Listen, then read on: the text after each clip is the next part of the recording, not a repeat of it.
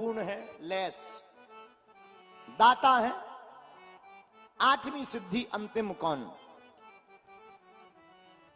वसित्व। आठवीं सिद्धि का नाम है वसित्व। अच्छा, वसित्व नाम की सिद्धि से क्या होता है? वसित्व नाम की जो आठवीं सिद्धि है, यह सिद्धि जिसके पास होती है वो पूरे संसार को अपने बस में करने की क्षमता रखता है। अच्छा, हनुमान जी ने इसका प्रयोग किया, बहुत किया। कब कब?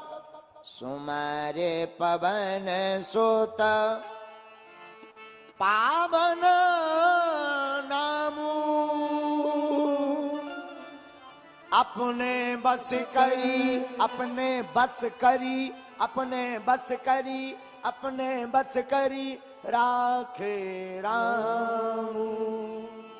ये आठवीं सिद्धि का प्रयोग है। राम जी को अपने बस में कर लिया। अच्छा देखो, हम एक दिन इस चौपाई पे सोच रहे थे, सारा संसार किसके बस में? राम जी के बस में। लेकिन अब राम जी किसके बस में?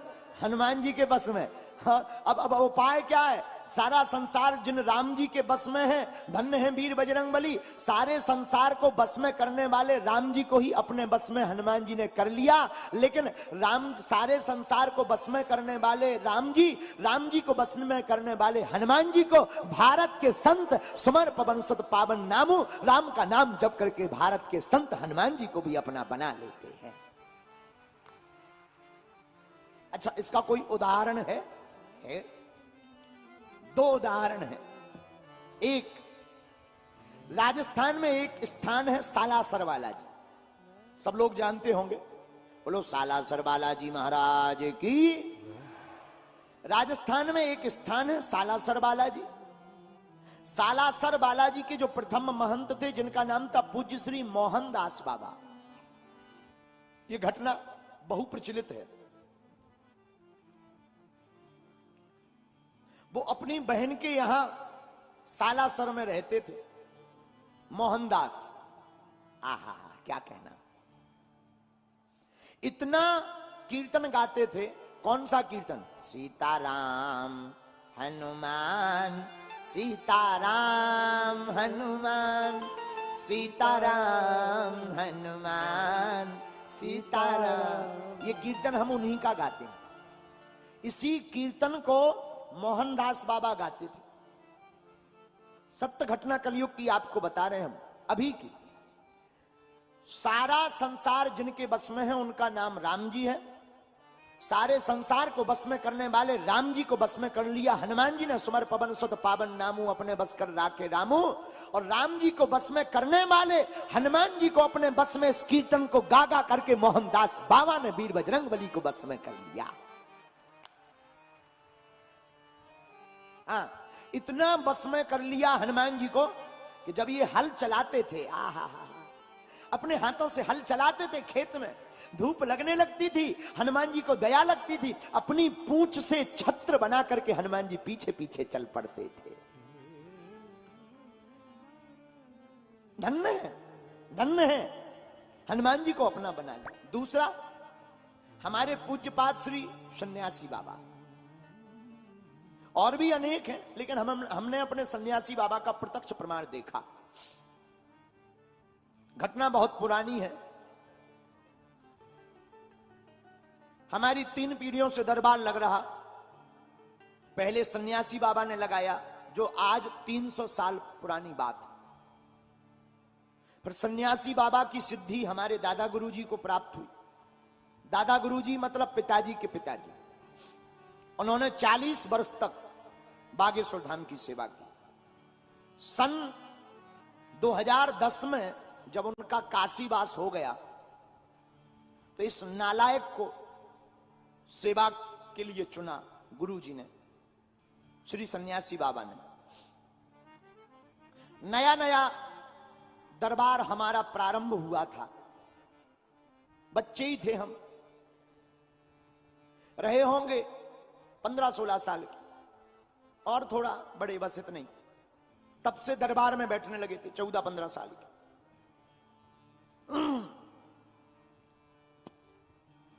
थोड़ा बड़े होंगे। दरबार बागेश्वर धाम पर झोपड़ी में लगता था। बिल्कुल सत्य घटना बता रहे हैं हम आपको सन्यासी बाबा की। झोपड़ी में हम दरबार लगाने के लिए बैठते थे। वही हनुमान जी का नाम लिया, पर्चा बनाया, लोग आते थे, अपना प्रश्न जानते थे, उत्तर जानते थे, समाधान पाते थे। लोग शनिवार के शनिवार उस पहले दरबार लगता था हमारा, बाकी दिन फ्री। अब तो रोज लगने लगा। छतरपुर हमारा जिला है, वहां से ठीक गड़ा बागेश्वर धाम से 20 किलोमीटर की दूरी पर, 25 ज्यादा से ज्यादा। छतरपुर में एक, उस जमाने में जब हम नए नए दरबार में बैठते थे तो छतरपुर में एक सरदार जी दिल्ली से आए, जो वर्तमान में कनाडा में रहते हैं। तो किसी ने बताया कि यहां बगल में एक गांव है छोटा सा गड़ा, गड़ा गांव में एक छोटे से बच्चे को हनुमान जी की कृपा है। ऐसा लोग बोलते ही रहते हैं। ऐसा सुनकर के वो सरदार जी हमारे पास आए।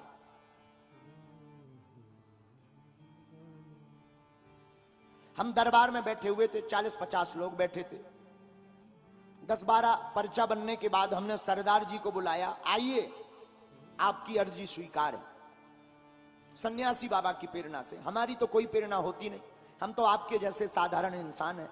गुरुदेव की प्रेरणा, श्री सन्यासी बाबा की प्रेरणा से, आइए आपकी अर्जी स्वीकार है। वो आए, आकर बैठ गए। हमने पर्चा बनाया, हमने कहा बताइए क्या बात है, क्या पूछने आए। जैसा सब लोग बोलते हैं, आप तो सब जानते, हमने सुना आप मन की बात बता देते, आप बताओ।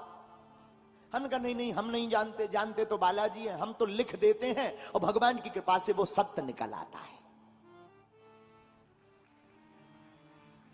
तो उन्होंने कहा महाराज जी, अगर आप लिख देते हैं तो हमारे कोई संतान नहीं है, आपका क्या कहना है। ऐसा बोला, एक एक शब्द हमें याद है, आपका क्या कहना।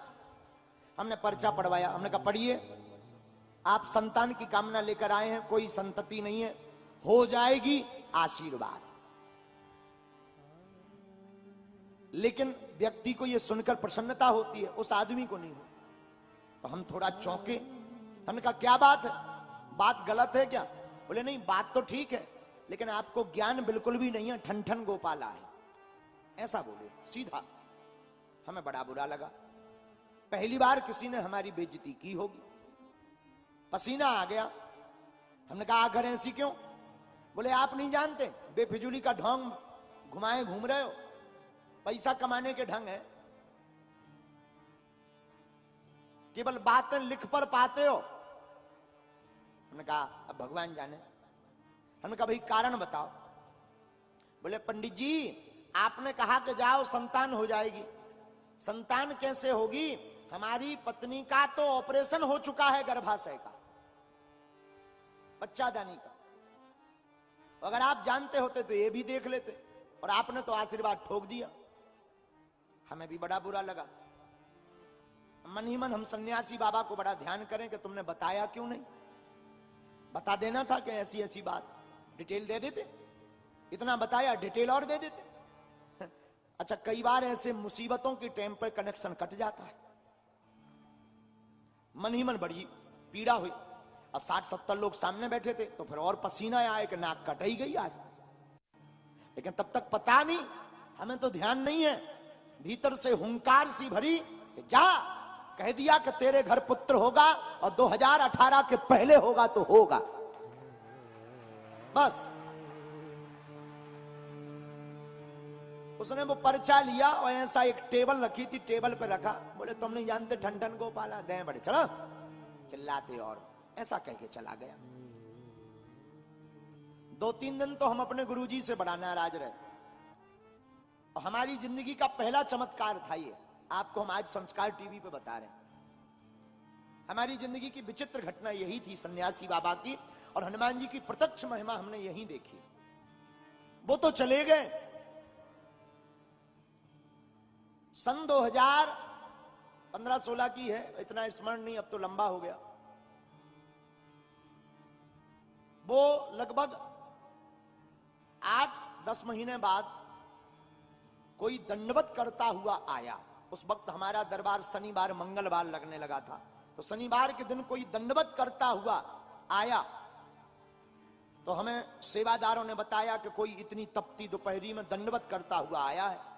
हमने कहा आने दो, आते ही रहते हैं, मिलवा देना। झोपड़ी बनी थी तब, कमरा भी नहीं था बागेश्वर धाम पर। हम झोपड़ी में तखत के ऊपर बैठे, सामने बागेश्वर बालाजी का चित्र, ऊपर छोटे से मंदिर में हनुमान जी का स्थान था पहले, जहां बागेश्वर धाम है। बैठे बैठे हम दरबार लगाए थे, वही रोज का क्रम चल रहा था। बात आई गई हो गई थी, 8 महीने पहले बात कही थी, हमें तो ध्यान नहीं था। गुरुजी ने जो कहा हो, तो बात आई गई हो गई। गुरुजी ने बाद में हमें समझाया बुझाया कि तुम टेंशन मत लो। गुरु की आज्ञा हमने मान ली थी, बात आई गई हो गई थी, हम ध्यान भी भूल गए थे। लेकिन वही सरदार जी 4-5 अपने परिवारजनों को लेकर के आए, और उनके साथ में एक बड़े स्पेशलिस्ट डॉक्टर, आंखों में आंसू भरते हुए रोते हुए बोले, गुरुजी आपने हमें पहचाना? हमने कहा हमने पहचाना, आप हमको उल्टा सीधा बोल करके गए थे, जिनका गलत पर्चा बन गया था। आंखों से झरझर आंसू बहते हुए फबक फबक कर रोने लगे, और जमीन पर सिर पटक करके हाथ फटकारने लगे। बोले गुरुदेव हमें क्षमा कर दो, और हम बड़े आश्चर्य में हैं, डॉक्टर को हम साथ लेकर आए, हमारी धर्म पत्नी 4 महीने से गर्भवती है।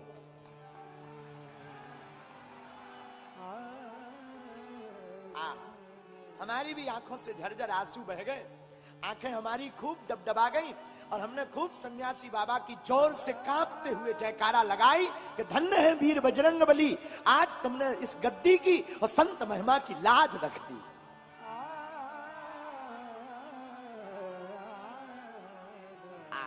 बिल्कुल सत्य घटना हम आपको बता रहे हैं। महाराज जी, वो डॉक्टर जो आए थे वो बोले, महाराज जी ऐसा संभव है? हमने कहा तुम डॉक्टर हो, तुम बताओ, हमें तो कुछ पता नहीं है, हम तो कह देते हैं, बाकी करने वाले वो बैठे हैं। महाराज आपको सुनकर बड़ा आश्चर्य लगेगा, भगवान की कृपा से 2017 में ही उसको पुत्र रत्न की प्राप्ति हुई,